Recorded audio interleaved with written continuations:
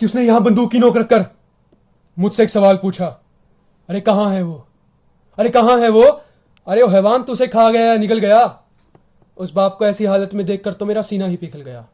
अरे हाँ, सीना सीना ही तो नोच खाया था ना मैंने उस मासूम का, कि मैं हैवानियत की हद पार कर गया था। और मेरी हैवानियत को देखकर तो शायद मेरे अंदर का इंसान भी कहीं डर गया था कि कुछ दोस्तों की हवा में आकर मैंने एक जिंदगी बर्बाद कर दी थी। चलो शुरू से बताता हूं। उस रात बहुत सर्दी थी। मैं अपनी ऐशो आराम वाली जिंदगी जी रहा था, दोस्तों के साथ बैठा शराब पी रहा था कि वो सामने से निकली। क्या हुस्न था, क्या अंदाज था, क्या चाल थी, क्या ढाल थी, जो थी वो बेमिसाल थी।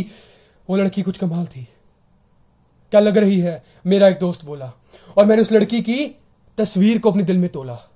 नशे में तो था ही, फिर खड़ा हुआ, उसकी बाजू को पकड़ लिया, उसे अपनी बाहों में जकड़ लिया। पीछे से मेरे दोस्त आ गए। फिर होगी वो काली रात शुरू, चीखों से सिसकियों तक खून की वो बरसात शुरू। वो काली रात शुरू कि वो अकेली मासूम और हम दरिंदे, जैसे वो खाना और हम भूखे परिंदे, कि उसे जानवरों की तरह नोच नोच के खाने लगे। हैवानियत की ऐसी हद पार देखकर तो वो बादल भी आंसू बरसाने लगे, खून के आंसू बरसाने लगे। फिर उसे घसीटते हुए एक सुनसान जगह पर ले गए। सुबह होते होते उसके बदन पे कई निशान हम दे गए। वो चीखती चिल्लाती रही, हमें उसकी एक आवाज ना सुनाई दी। वो लड़की हमने पूरी रात रुलाई थी, पूरी रात रुलाई थी। ना जाने मेरे अंदर का इंसान कहां मर गया था, या वो मेरे अंदर के हैवान को देखकर डर गया था। ना जाने मुझे क्या हो गया था कि मेरे अंदर का इंसान कहां खो गया था। वो जाहिल उफान कहां जाकर सो गया था। ना जाने मुझे क्या हो गया था, क्या खो गया था। हमें उसकी एक आवाज ना सुनाई दी। हमने वो लड़की पूरी रात रुलाई थी। वो खून की बरसात अब थम चुकी थी। वो चढ़ी हुई अब उतर चुकी थी। वो बेचारी एक कोने में बेहोश पड़ी थी और जैसे उस जिंदा लाश की और रूह मेरे सामने खड़ी थी, अब उतर चुकी थी। अस्पताल ले जाऊं या शमशान, अब उतर चुकी थी। अस्पताल ले जाऊं या शमशान, आ चुका था मेरे दिल में एक बहुत बड़ा तूफान। आधी तो वो मर चुकी थी, क्या पूरी मार दूं? क्या बंदूक की सारी गोलियां उसके अंदर उतार दूं? अब उतर चुकी थी कि फिर मैंने बंदूक निकाली और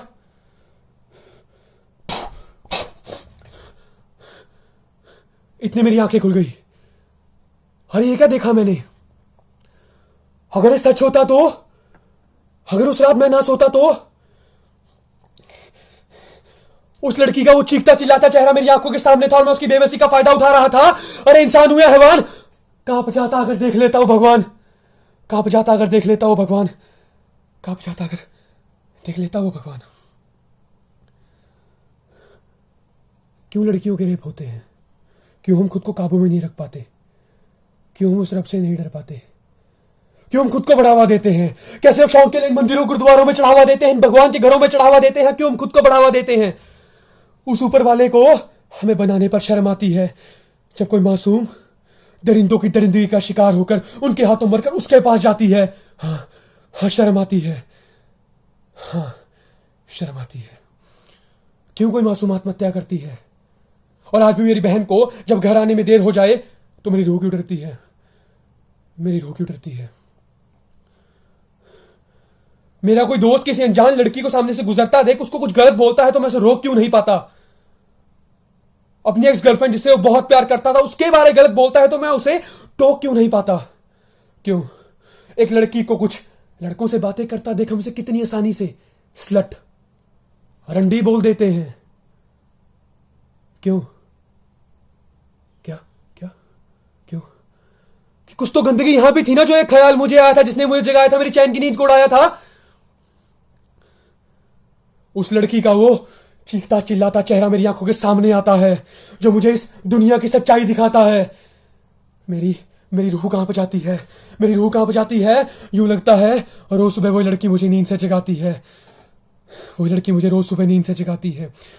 कभी वो चेहरा एक निर्भया का होता है तो कभी वो चेहरा एक, छोड़ो मैं नाम भी नहीं ले पाऊंगा, तो कभी वो चेहरा एक 10 महीने की मासूम, तो कभी एक 10 साल की मासूम का होता है जिसके बारे में मैंने अखबार में पढ़ा था। तो कभी वो चेहरा उस लड़की का होता है कि जिसे मैंने देखा था कि उस लड़के छेड़ रहे थे और उस देखती भीड़ के साथ मैं भी देखता रहा था और मैंने कुछ ना किया था। तो कभी वो चेहरा एक गाय का होता है, सुना है कि जानवरों की भी रेप होने लग गए हैं। क्यों? कभी कभी वो चेहरा मेरी मां बहन का होता है। उस लड़की के ख्याल से मेरा हर आंसू रोता है, उफान का हर आंसू रोता है।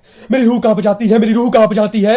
यूं लगता है रोज सुबह वही लड़की मुझे नींद से जगाती है। मेरी रूह कांप जाती है, मेरी मेरी रूह कांप जाती है। संभल जाओ, संभल जाओ, संभल जाओ। तुम्हें क्या मालूम इसका अगला शिकार तुम्हारी मां बेटी होगी, जो फिर किसी के बिस्तर पर जबरदस्ती लेटी होगी। फिर कर लेना खुद से सवाल, क्यों? क्यों? देखो, तुमने जो जलाई थी वो बुझी हुई मोमबत्तियां आज रो रही हैं, रो रही हैं।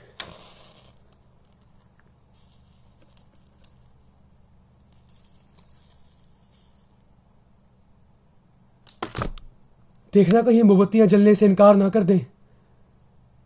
अपनी मां बहन को तो बहुत तोहफे दिए होंगे ना तुमने। इस रक्षाबंधन किसी की मां बहन को एक तोहफा दो, एक तोहफा इज्जत का।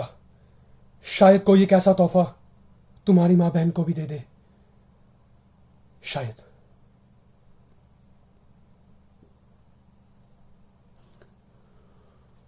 ये जो वीडियो है ना, इसको जितना हो सके ना उतना पॉजिटिव वे में लेने की कोशिश करना।